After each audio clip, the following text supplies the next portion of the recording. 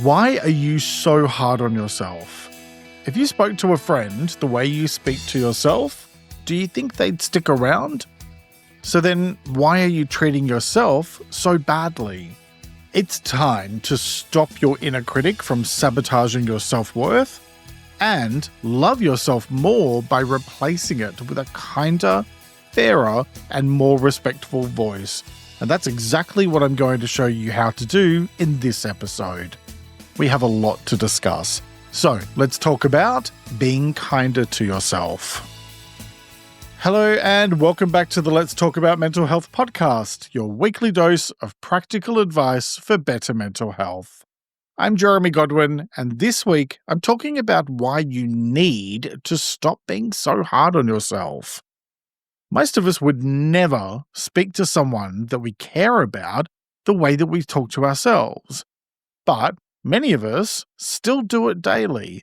It's the little digs that we have at ourselves, the harsh judgments, the thoughts like, I'm not good enough on a loop. And then we wonder why our confidence feels shaky and why our mood drops. Well, of course it does. You're basically your own bully when you're doing that. And if you don't stop bullying yourself or constantly criticizing yourself, or if you can't or won't let yourself see your worth, then you are going to feel more and more like rubbish. And it's going to have a massive impact on your mental and emotional well-being. Look, I used to be brutal with myself over the smallest mistake. Missed a deadline? Catastrophe. Stumbled over a word? Utter humiliation. I told myself that it was about having high standards, but it wasn't. It was about fear and old conditioning, and it was a desperate attempt to control the uncontrollable. Here's the thing you need to know up front. That critical voice, that inner bully, didn't start with you. It's a learned voice, and it echoes from your childhood, your school, work, or past relationships, and it masquerades as the truth. But it isn't. And while perfection isn't possible, practicing self-respect absolutely is. So in today's episode, we're going to make a simple shift from self-punishment to self-respect. I'll show you practical ways to start turning down the harshness immediately, and I'll teach you how to build real self-worth over time by sharing the tools that helped me to recover from my breakdown, and not only protect my peace, but also to believe in myself and my worth enough that I took the risk to start doing this podcast over 6 years ago. So, let's talk about what being kinder to yourself really means. When I talk about being kinder to yourself, I don't mean pretending everything's fine or being delusional and thinking that you're perfect. That's what social media is for. But what I mean is consciously replacing self-punishment with fair and accurate self-respect and self-feedback, the kind that you'd offer to someone you care about. Kindness is a skill and it's a daily practice. It's about using realistic and proportionate language with yourself, and about having clearer expectations, and finding a more balanced way of holding yourself to high standards without being cruel to yourself if you drop the ball. And the bit that usually gets in the way of all of that is relentless self-criticism. So let's look at what that does to your mind and why it keeps you stuck. Now, let's be very clear that relentless self-criticism isn't the same as having high standards. High standards are specific and fair. They help you to improve. Self-criticism is all-encompassing, and it's harsh. It tells you that you are the problem, and it may even tell you horrible stuff like you're worthless or useless. When that voice is loud, your brain treats it like a threat.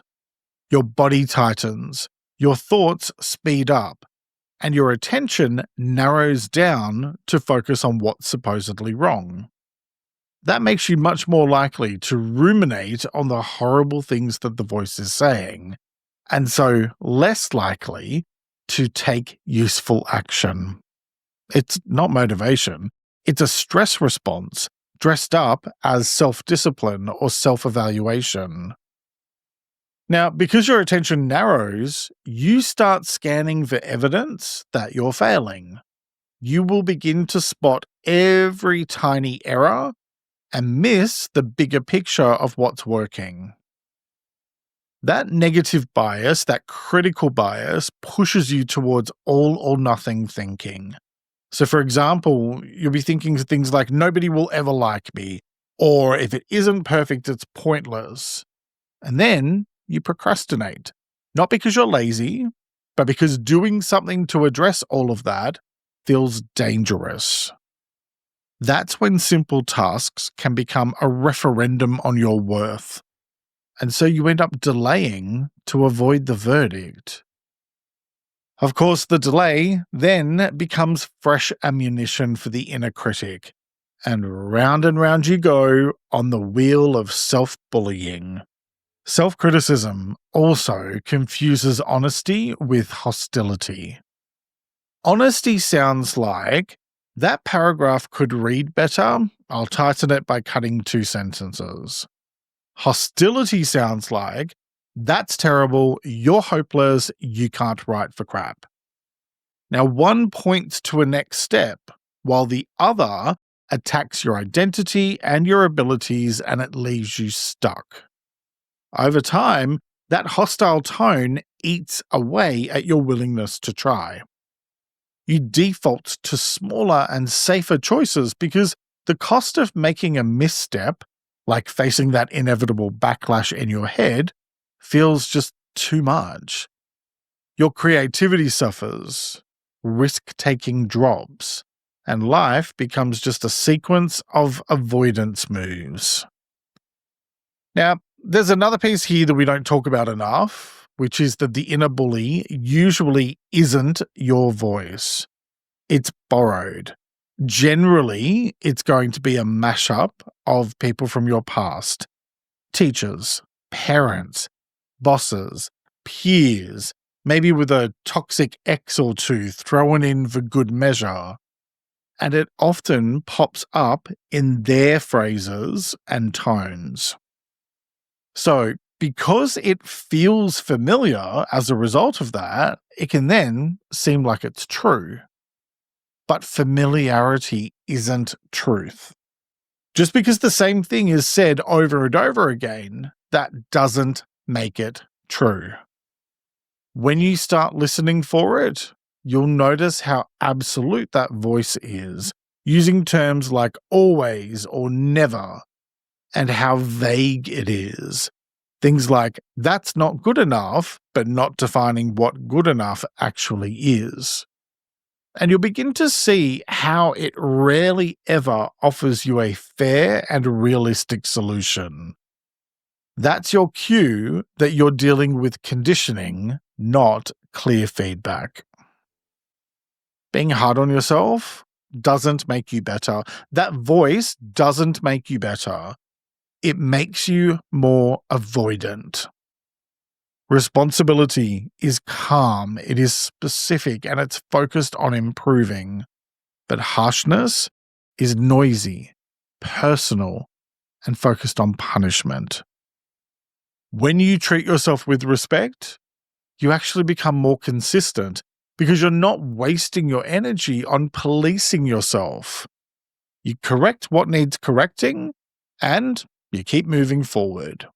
And that's the shift that we're focusing on in this episode. This is about moving from a threat-driven loop to a much steadier way of thinking, one that leaves room for learning, for trying again, and for doing the next helpful thing. So, now let's talk about why self-kindness builds real confidence. And it does so because your brain is wired for safety, not perfection.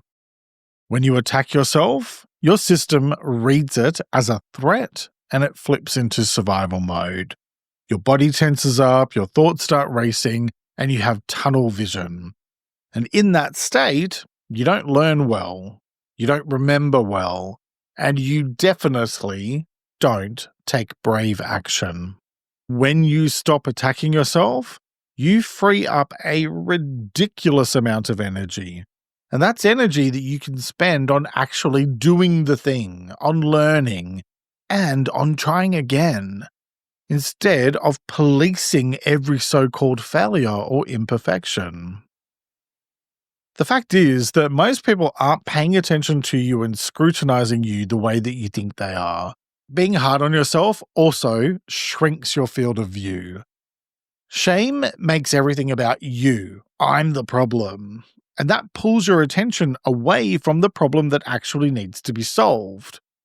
You end up overthinking everything that you've ever said and done, and instead of asking yourself, okay, what would improve this situation, you end up ruminating on your perceived character flaws. Choosing self-kindness refocuses the question to what's the next specific thing I can do that would help me to move forward. That shift from focusing on your identity to instead taking action is where your confidence grows, because confidence follows evidence, not judgments. You'll also find that kindness frees up a huge amount of your time and headspace. Every minute spent arguing with your inner bully is a minute that you're not writing or training or resting, connecting or creating or doing whatever. When you stop burning your energy, physical and emotional, on self-attack, you get it back for creating a momentum in your life. And momentum is what pushes you forward and what changes your day-to-day reality. So, in short, being hard on yourself might feel like it's control or discipline, but it's not. It's just keeping you small. Self-respect, on the other hand, and deliberately being kinder and more compassionate towards yourself helps you to find balance and peace of mind. And that's how you grow. So, if your inner critic has been doing the driving for a long time, now is the time to move it into the back seat. Let it comment all it likes, but it doesn't get to take the wheel anymore. And right after this quick break, I'm going to talk you through how to do that. And welcome back. Now let's talk about how to stop being mean to yourself. So let's make all of this practical with 3 quick actions you can take this week, then 3 bigger, longer-term shifts that will change the way you treat yourself.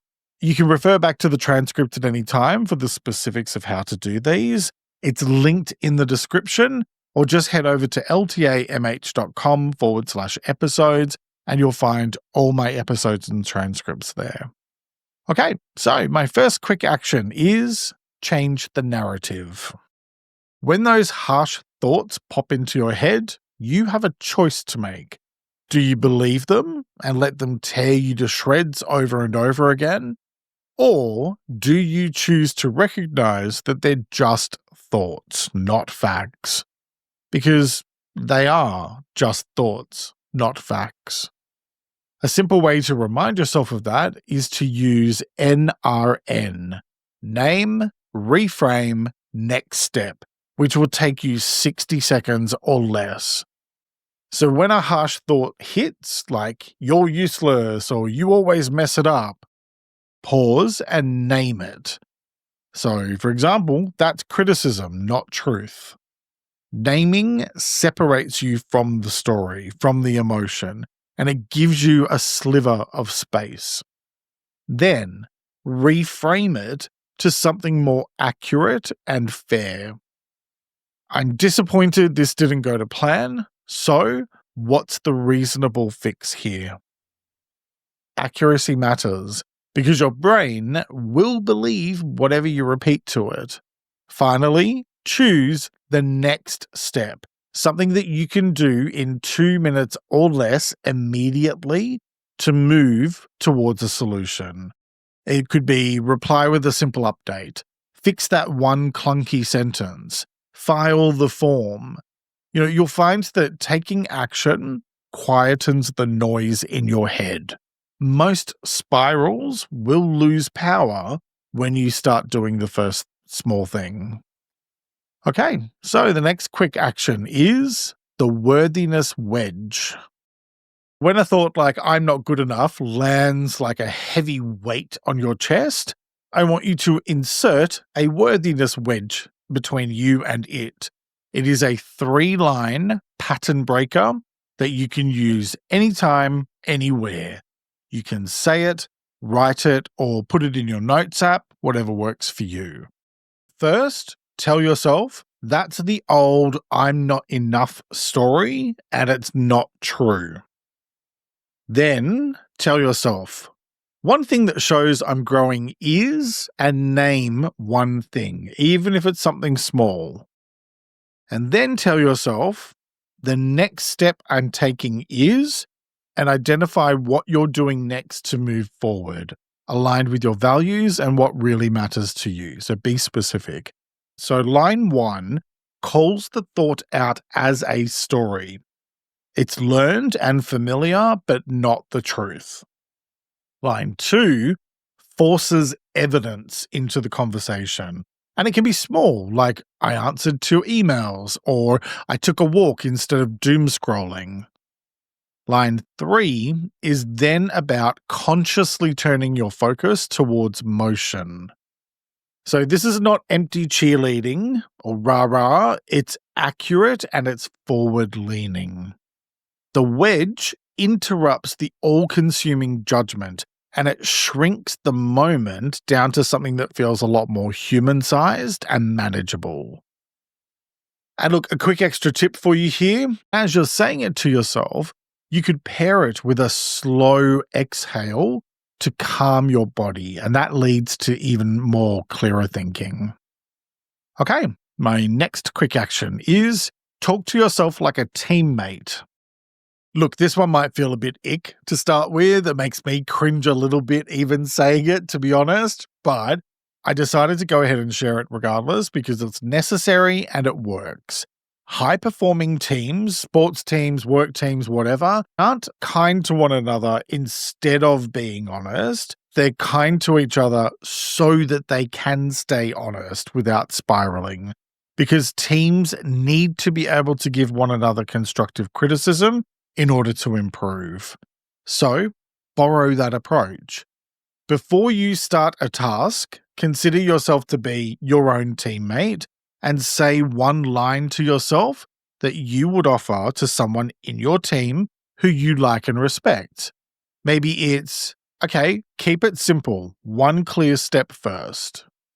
After you finish doing whatever the thing is or deal with the issue, praise yourself. Good job, or that made a positive difference. Yes, this is going to feel weird and corny for a week or two, but honestly, who cares? Do it anyway. The point here is that you're retraining the tone that you use with yourself. You're not trying to worry about what other people think. You're not auditioning for Shakespeare. So honestly, who cares if you sound a bit silly? The thing is that your brain takes its cues from repeated language. So if you're always speaking to yourself with contempt, then your system learns that tasks equal pain. But if your cues are more firm, fair, and respectful, then that changes.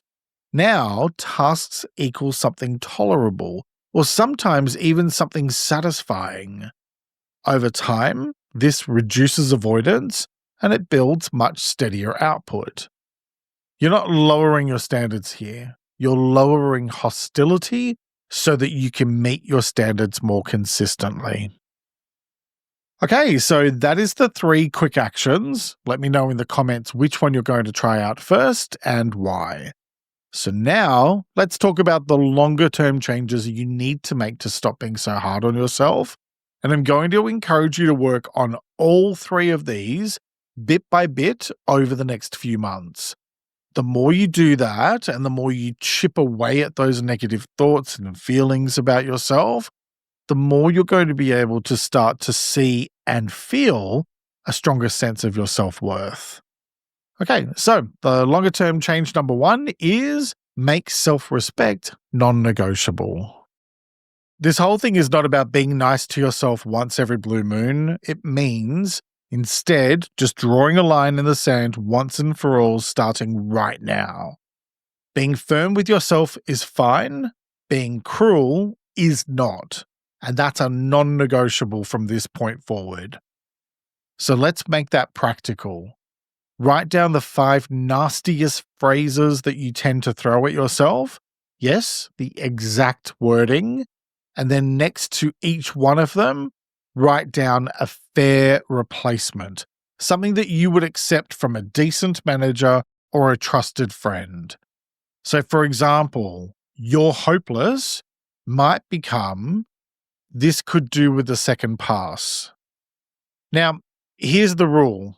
If you hear contempt in your self-talk, then you absolutely must swap it for the fair version before you keep going.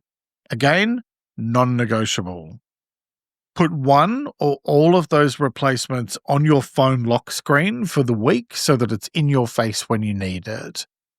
And look, please bear in mind that you're going to forget sometimes, and that's fine, and it's totally understandable because nobody is perfect.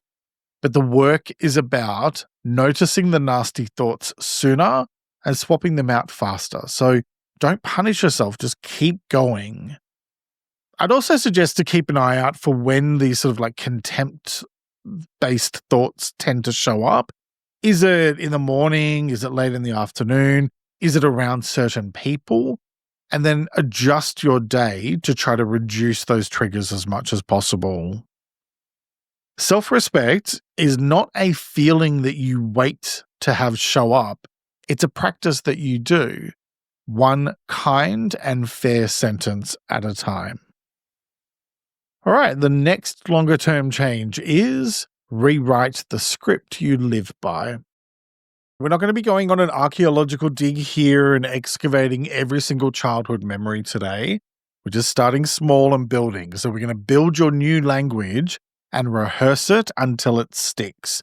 So pick your top 5 repeat offenders. In other words, the thoughts that keep on turning up over and over again. And for each one of them, write down a fairer and more accurate version that points to a next step. So, for example, if I always mess things up is something that comes up for you very frequently, then write down a replacement thought as being, when things are rough, I'll take a moment to plan and then start moving forward. Whatever you come up with for your list, I want you to say or write your 5 rewrites to yourself every morning. It's only going to take you a minute or 2, right? But this is about repetition and reinforcement. Now, during the day, if and when one of the old lines or thoughts appear, bring out the matching rewrite immediately, out loud if you can. In the evening, then take a moment to reflect and write down one sentence about when you used a rewrite during the day and what happened next. That's it. Morning rehearsal, daytime swaps, evening note. Therapy and journaling can and will absolutely help you to refine the language and untangle any sticky ones. But the engine here is repetition. That's the thing that's going to get stuff moving forward. The more you do it, and especially after a few weeks of doing this, and the more you're going to notice the old phrasing a lot earlier, and the more that the replacement will come out automatically. And that's where you see a script that's changing in real time. That's your self-respect changing in real time. All right, so my next longer-term change is keep an evidence ledger. Your inner bully is a nasty little piece of work that thrives on vagueness. So put it back in its box and take back your power with a list of receipts. You can do that with 3 wins, 1 learn. Let me explain. Every night, write down 3 small wins from the day, including your behaviors, so don't just focus on outcomes here. And also, one thing you learnt that you'll apply tomorrow. That's it, nice and simple. But then tag each item to a specific value, like kindness, courage, persistence, etc., so that you're reminding yourself who you're being, not just what you did. Keep it brief. So it could be something like replied to the awkward email and then in brackets, courage as the value. Or recorded for 15 minutes, persistence. Took a walk instead of scrolling, self-care. Right? And then learn could be make calls before midday. Aim for whatever you put down, aim for at least a 60-40 balance in your attention. So I'm saying at least 60% of your stuff or your attention should be focused on what's working and no more than 40% on improvements or challenges, because most of us tend to default to the reverse and we focus on the negative more than the positive. And then we wonder why we feel awful. Now, do this daily, but if you do miss a night, don't backfill it. Just pick up where you left off and continue the next night. Once a week, skim through your notes and write down 2 lines. The first line is, this week I showed up by, and fill in the rest with an observation, like being fair to myself. And then the second line is, next week I'll, and make a specific commitment to yourself that keeps the momentum going. Over time, all of this stuff builds and it becomes your counter-evidence library. So when the old I'm not good enough story starts to kick off again, you can quite literally point to pages of proof that you do, in fact, show up, learn, and move forward. And that's self-worth that is built on facts, not fantasy. Okay, so those are the 3 longer-term things for you to focus on. Work through them consistently over the next few months and you'll gradually feel the shift. Less noise, more momentum, and a quieter inner critic that no longer runs the show. Here's the thing. Being cruel to yourself doesn't raise your standards, it shrinks you. Fairness, kindness, and self-respect steadies you so that you can try, learn, and keep going. Each fair choice you make turns the volume down on your inner bully, and it frees up that energy for living. Because when you boil it all down, real confidence grows when you stop punishing yourself and start respecting yourself instead. Each week I like to finish up by sharing a quote about the topic, and I encourage you to take a few moments to really reflect on it and consider what it means to you. This week's quote is by an unknown author, and it is, "Never think that you're not good enough, or people will take you at your own reckoning." Let me repeat that. Never think that you're not good enough, or people will take you at your own reckoning. All right, that's it for this week. Thank you very much for joining me today. Look after yourself and make a conscious effort to share positivity and kindness out into the world, because you get back what you put out.